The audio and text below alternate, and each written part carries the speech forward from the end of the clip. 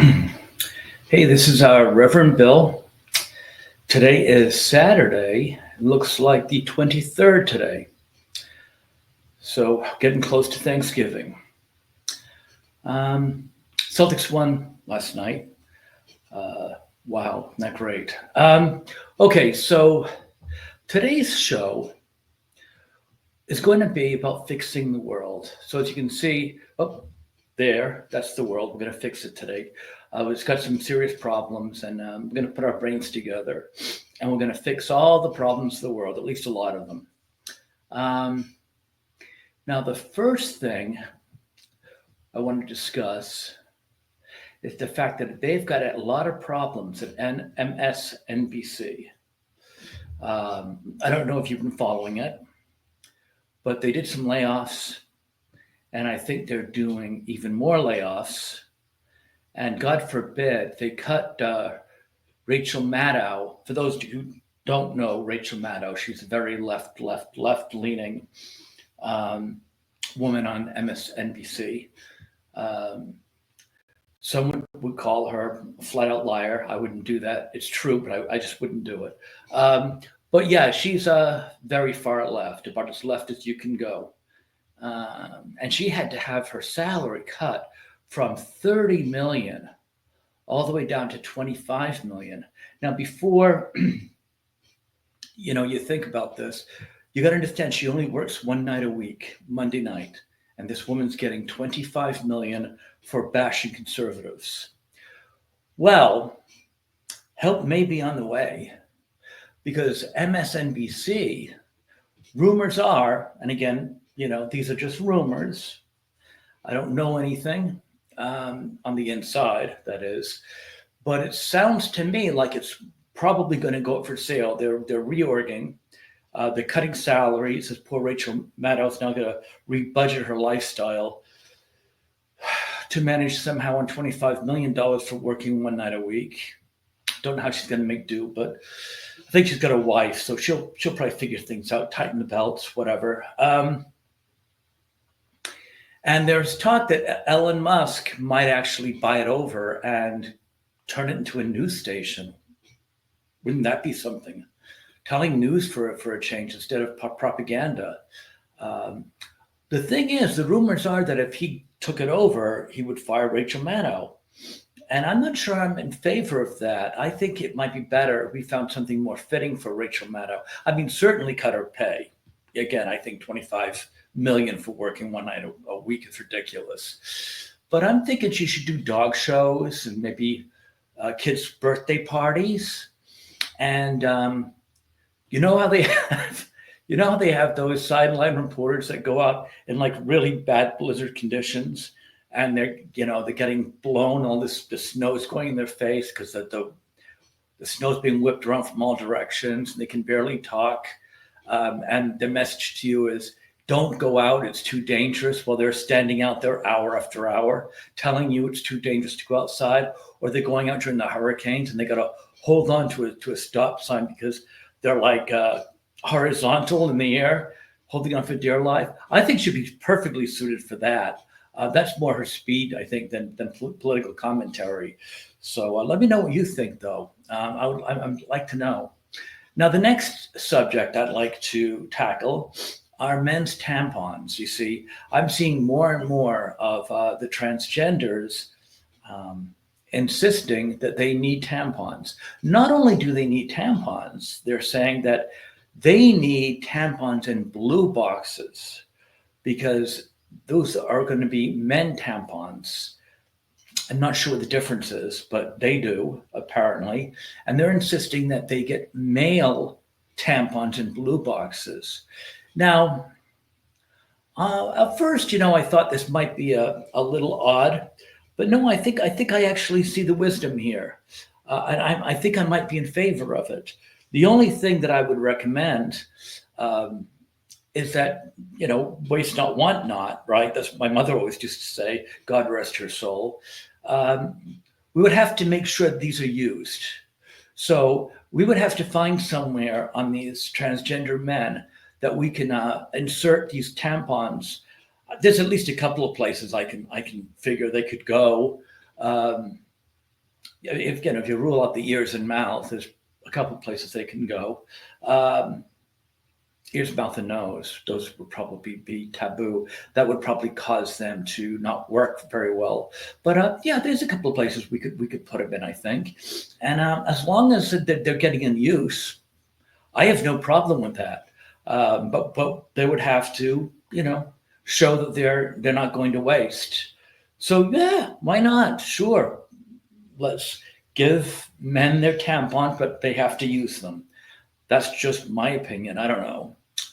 Uh, Now another one is trans rights. Now here's the problem with trans women. I think that's a very vague term. Trans women. I mean, the first thing I think about is, does that mean that they're just wearing different clothes? Does it mean they're taking hormones?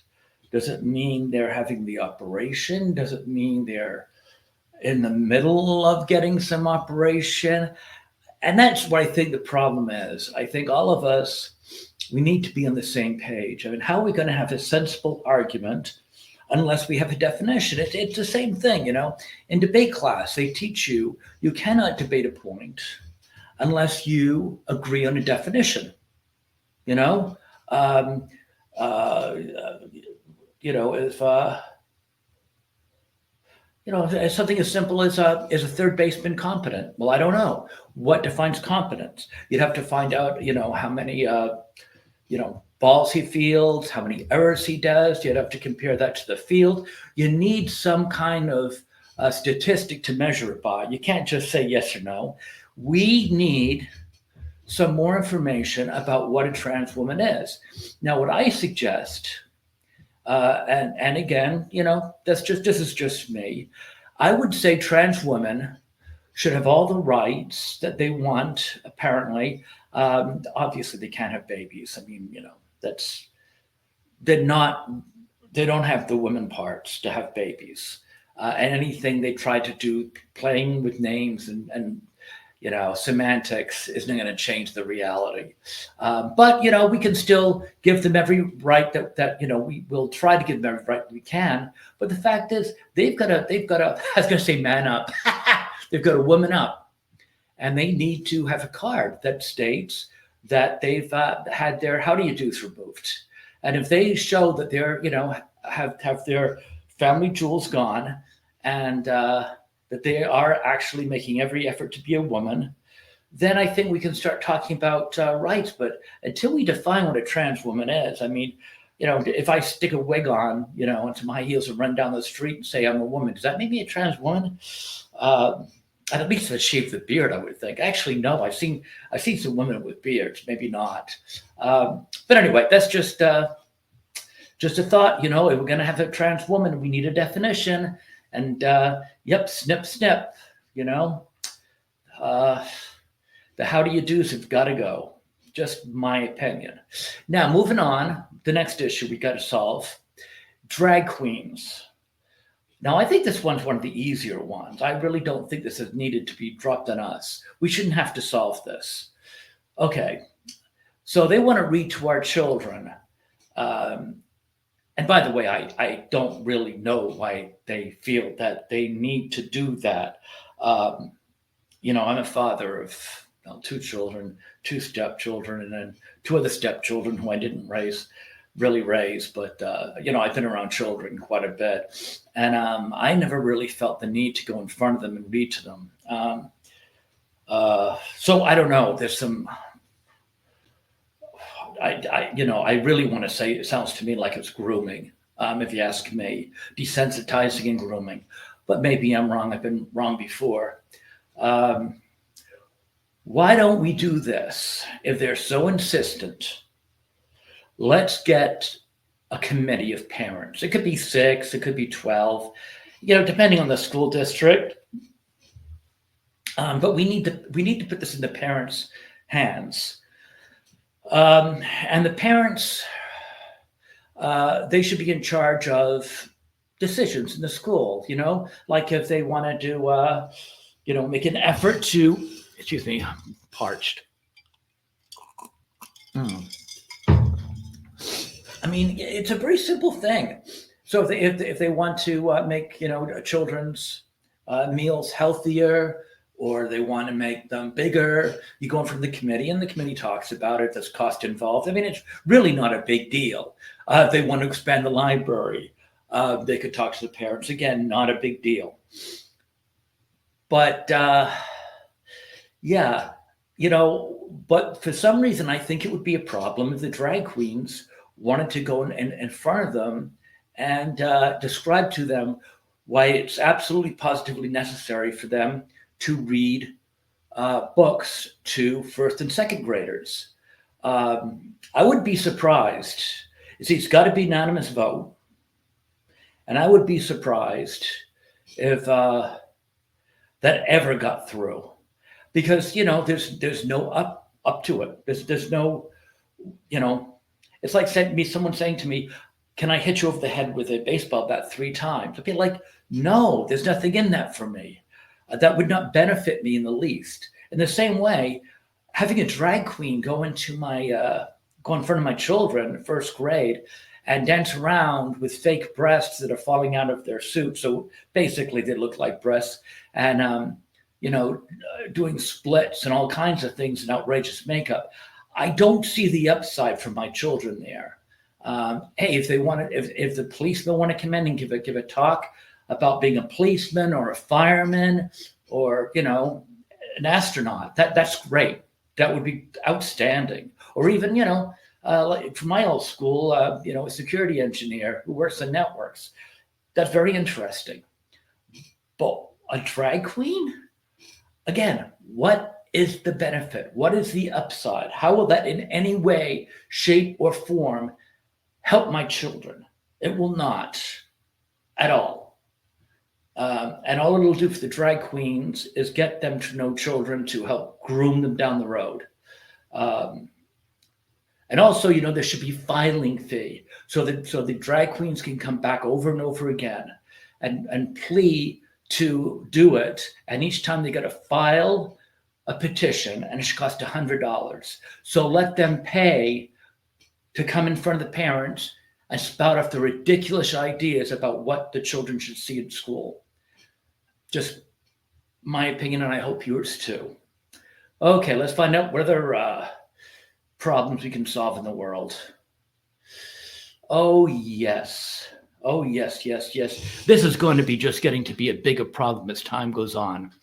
So, our friend, the mayor of Denver, Michael Johnston, has already started to funnel federal funds to the illegal immigrants. Now, I don't know if you guys know this or not, but a lot of people don't, and I'm a little surprised.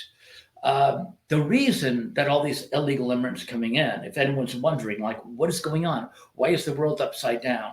It's because the Democrats want to have future Democrats. And they know if they bring these people in and give them free stuff, they're going to vote Democrat in the future. That's why they're doing this. It's because they're trying to hold on to power. No other reason. And while they're doing it, they're neglecting the Democrats they already have, i.e. the poor Black people, the poor Hispanics. Don't get me going on that. Well, actually, I'm going to be going on to that a little bit in a few minutes. But anyway, so Mike Johnston and Michelle Wu from Boston. God, I'm so glad I got into Boston. Georgia's so much better. You can walk around with a Trump shirt here and no one will bother you. You do it in Boston, you'll get stoned. Anyway, to avoid any kind of OK Corral standoff, because Michael Johnston has said that if Donald Trump sends forces, whatever it is, National Guard or ICE or whomever, to go to Denver, he said he's going to get all his police force and all the citizens. Again, I don't think there's going to be many citizens that are going to stand up for the illegal immigrants against the National Guard, but who knows? Who cares? I don't even think the police are going to be that crazy about it, but they'll have to go through the motions. So Michael Johnston said that, he's got to go through them first. Michelle Wu also said something not so blatantly violent, but she did say that she's going to do everything in her power to resist. So what I think should happen is that we don't give them any film. We don't give them any, 8 o'clock or 6 o'clock more like that news footage of standoff where people are sitting back wondering who's going to blink first. That OK Corral stuff, but leave it in the past. I think, quite frankly, it should be behind the doors, closed doors. I think the Trump should get somebody of significance to make calls to these cities and just quite frankly say, are you going to give us problems? And there's going to be no cameras and no microphones. So it's just going to be two people talking. And without any bravado, if they say, yeah, we're going to give you the fight of your life, say, okay, that's no problem. And just stop federal aid. They're going to only give it to the illegals anyway, like our friend Johnston is doing. So just stop it. No federal aid. See what happens. They'll run out of money. And that way you'll slowly strangle them. I see that as a quiet, easy way with no, like I said, no people running around, wringing their hands and crying and screaming and, making it sound like, Trump's Hitler again. It's just, you don't want to play ball with us, we don't play ball with you. And cut off funds. So anyway, getting back to what I said a few minutes ago, I really wish I remembered who it was. I know it's someone from the Daily Wire. If you don't watch that, by the way, it's really good. It's Ben Shapiro and Michael Knowles, Matt Walsh. It used to have Candace Owens, and then she left. Brett Cooper, also very good. But one of them, when they heard that these illegal immigrants were being put up in a 5-star hotel in New York,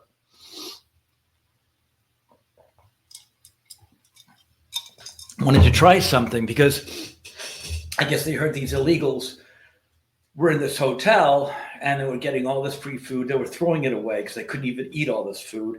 They were getting Nintendo games for the children.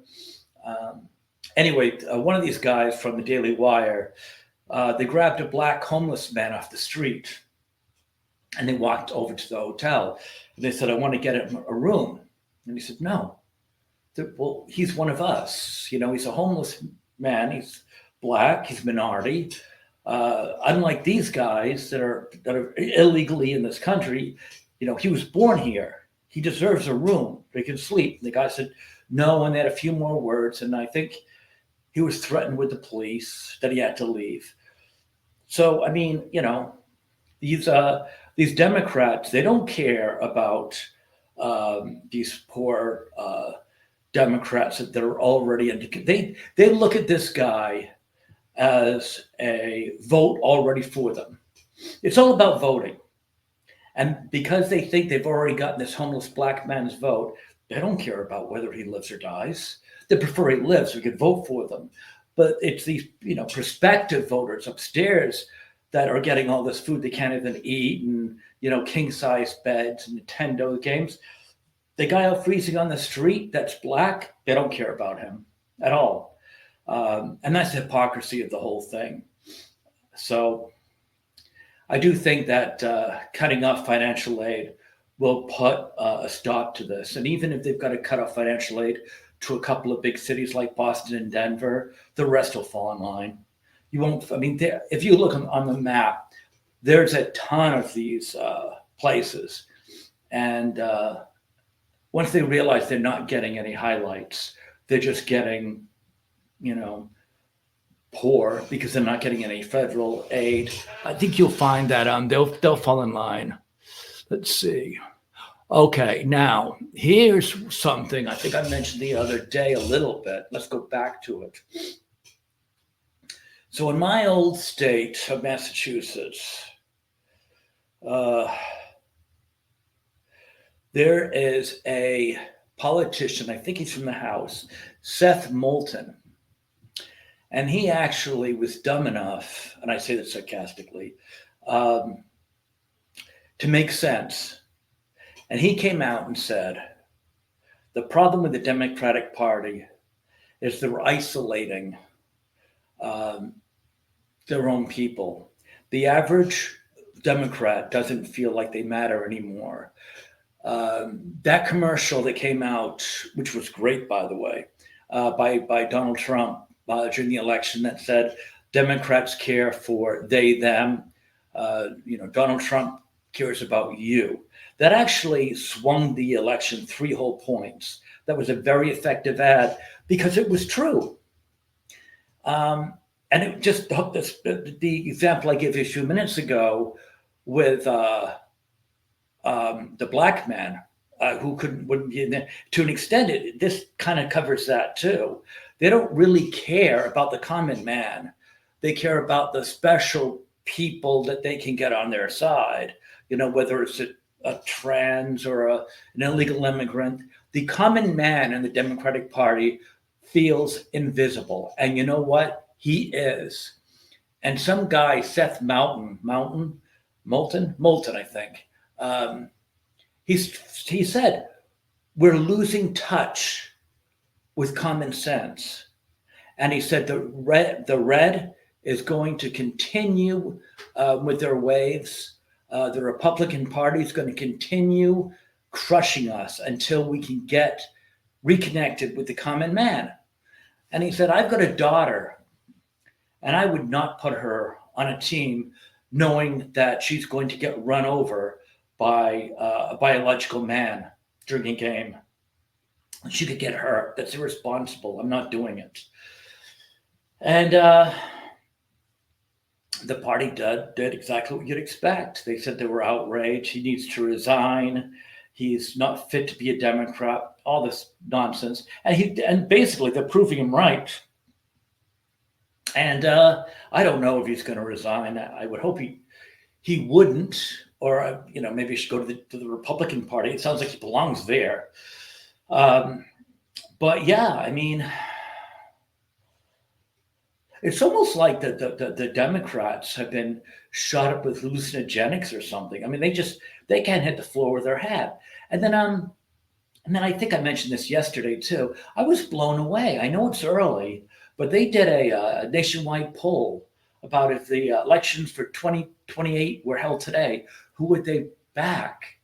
And overwhelmingly, by 41%, they said Kamala. And the next one was Newsom by 7%.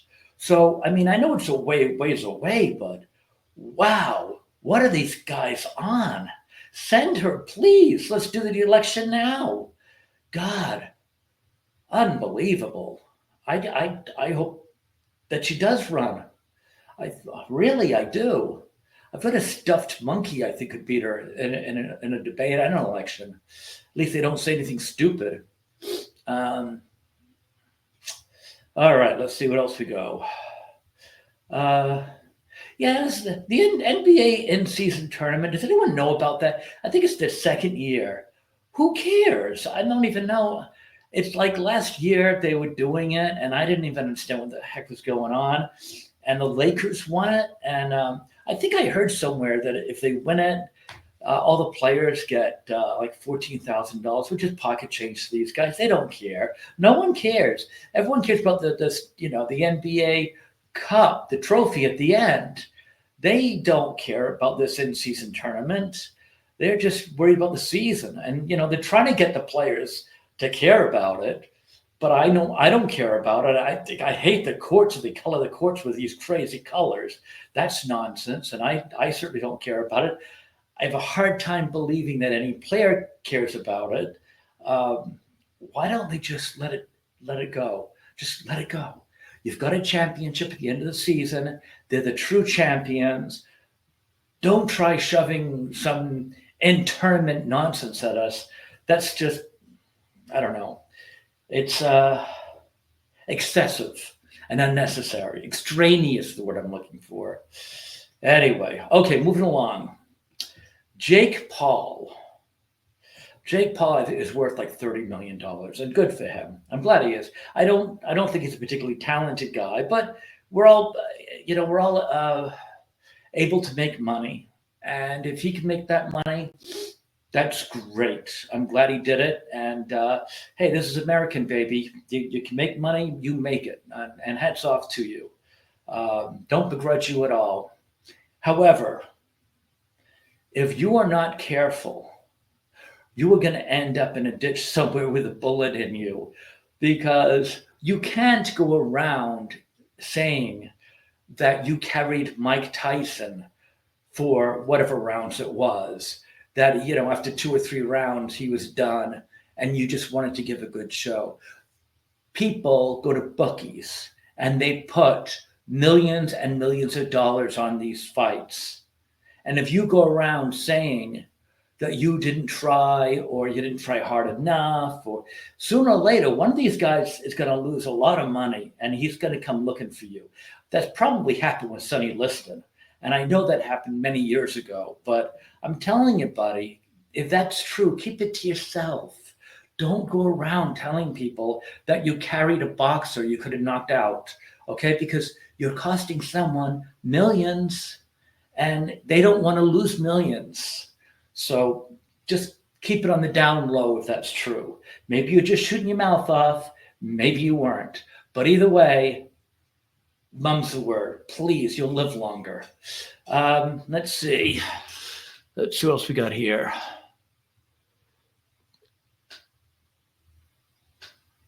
Oh, yeah. This is just kind of a thing that bothered me. Last night during the Celtics game, they stopped, well, they didn't stop the game. I wish they did.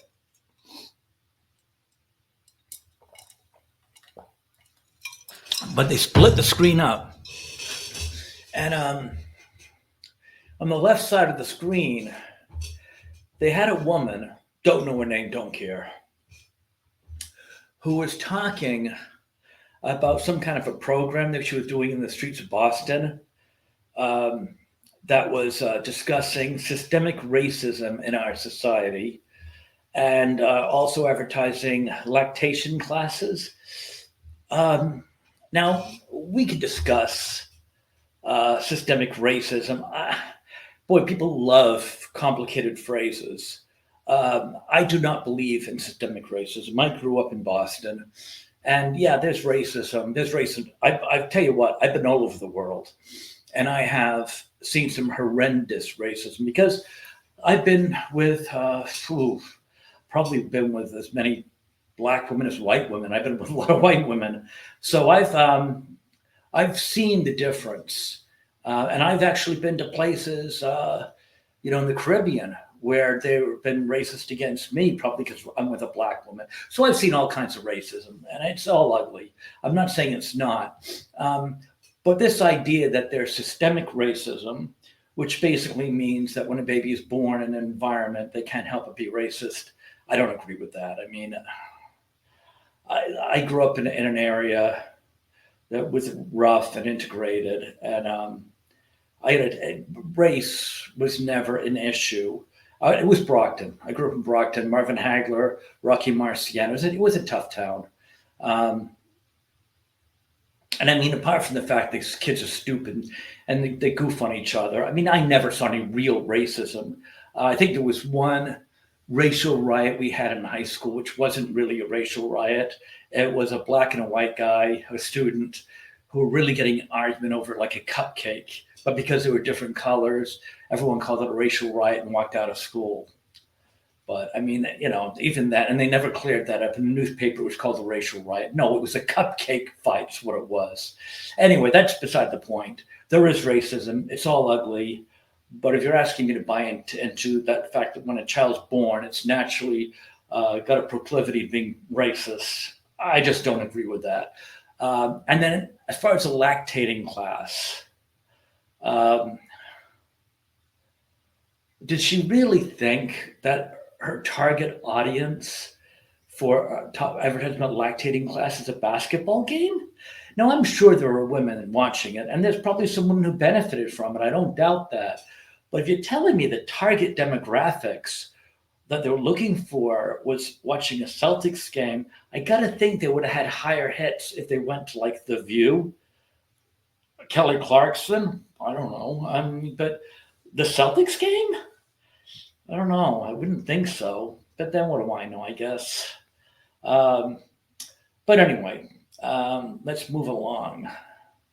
Oh, yeah, yeah, yeah. Now, here's something else I heard. Again, I heard this. I'm not saying it's a fact. I'm saying it's a rumor that I heard.